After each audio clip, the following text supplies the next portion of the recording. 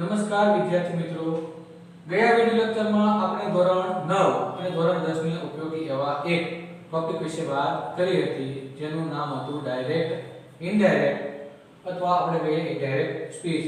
ધોરણ 9 અને ધોરણ 10 માં આ ટોપિક 3 માર્કમાં પૂછવામાં આવે છે અને આ ટોપિક અંતર્ગત વિડિયો લેક્ચર જે આપણે ગયા વખતે ભણ્યા અથવા આપણે કહીએ ગયા વિડિયો લેક્ચરમાં આપણે જેનો અભ્યાસ કર્યો તેમાં આને જરૂરી એવી 3 બાબતો: સર્વનામના ફેરફારો, ક્રિયાપદોના ફેરફારો અને સ્થળ અને સમયના જે ફેરફારો છે તેના વિશે વાત કરી હતી. તો આજે આપણે ડાયરેક્ટ ઇનડાયરેક્ટ પૈકી જે પ્રથમ વાક્ય છે વિધાન વાક્ય, તેના વિશે આપણે ચર્ચા કરવાની છે. તો સર્વપ્રથમ આપણે એ સમજીએ કે વિધાન વાક્ય હોય તો ખબર કેમ પડે અથવા તો વિધાન વાક્ય આવે ત્યારે આપણે કઈ બાબતો ધ્યાનમાં લેવાની. તો જ્યારે વાક્યની શરૂઆતમાં કર્તાના સ્થાને કોઈ નામ અથવા તો સર્વનામ આપેલું હોય એવું દરેક વાક્ય વિધાન પ્રકારનું હોય છે. અને ઇનડાયરેક્ટ રીતમાં પણ અવતરણ પછીનું જે પહેલું પદ હોય તેમાં કર્તા તરીકે નામ અથવા સર્વનામ આપેલું હોય તો આ વાક્ય વિધાન પ્રકારનું જ હોવું જોઈએ. તો વાક્યને ડાયરેક્ટમાંથી ઇનડાયરેક્ટમાં ફેરવવાનું હોય અને જો વાક્ય વિધાન પ્રકારનું હોય તો કઈ કઈ બાબતોનું ધ્યાન રાખીશું તે આપણે જોઈએ. સર્વપ્રથમ આપણે શું કરીશું, તો વાક્ય જો વિધાન પ્રકારનું હોય તો સંયુક્તના સ્થાને આપણે લઈશું ટોળ.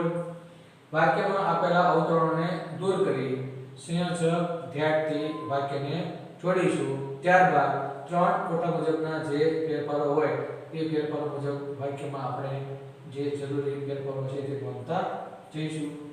તો અહીં બોલનાર જય છે, સંયુક્તના સ્થાને વિધાન વાક્ય હોવાથી આપણે લીધેલું છે ટોળ. સામાન્ય તરીકે આપેલું છે રામ.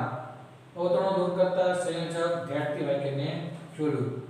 હવે વાક્યની શરૂઆતમાં આપેલું છે આઈ. તો આઈ સામાન્ય રીતે જે બોલનાર હોય તેની માટે ઉપયોગમાં લેવાય છે. તો કોટા મુજબ આઈ અહીં જય માટે છે અને બોલનાર અહીં પુરુષ હોવાથી આઈ ના સ્થાને આવશે હી.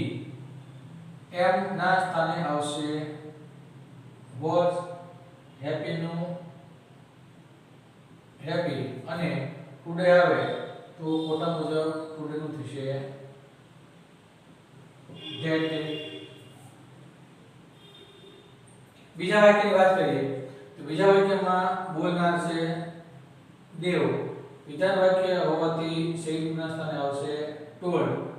સાંભળનારનું નામ સંયોજક તરીકે આવશે ધેટ. અહીં વાક્યની શરૂઆતમાં યુ આપેલું હોવાથી સાંભળનારને લાગુ પડશે અને યુ કર્તાના સ્થાને હોવાથી અને સાંભળનાર સ્ત્રી હોવાથી અહીં યુ નું થશે શી. કોટા મુજબ અહીં મેનું થશે માય.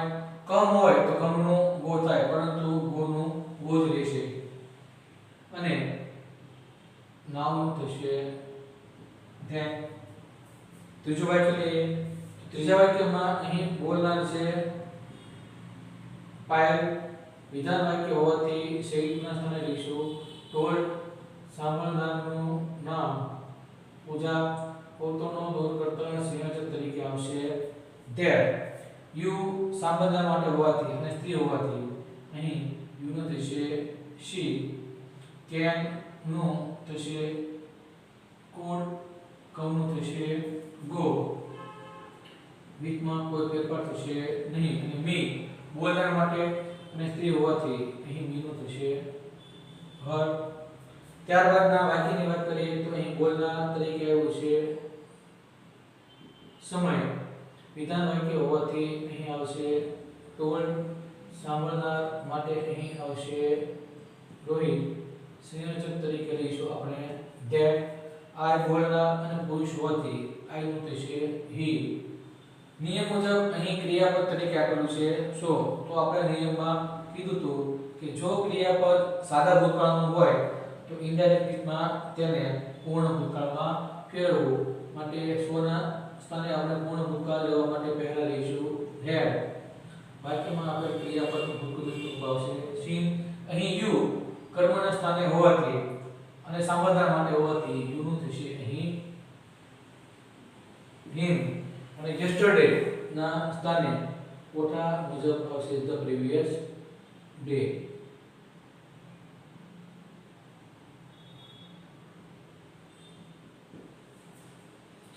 મિત્રો ફરીવાર આપણે આ વાક્ય વિશે સમજણ મેળવીએ તો વિધાન વાક્ય હોય એટલે વાક્યની શરૂઆતમાં કોઈ નામ અથવા સર્વનામ આવે છે. વિધાન વાક્ય હોય અને તેને ડાયરેક્ટમાંથી ઇનડાયરેક્ટમાં ફેરવવું હોય તો સંયુક્તના સ્થાને ટોડ લેવામાં આવે છે.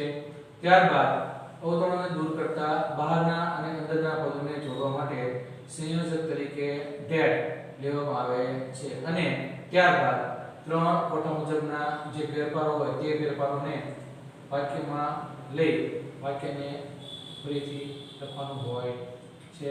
પ્રથમ વાક્યમાં અહીં જય બોલનાર હતો. વિધાન વાક્ય હોવાથી સંયુક્તના સ્થાને આપણે લીધું ટોલ્ડ, સામાન્ય તરીકે લીધું રામ.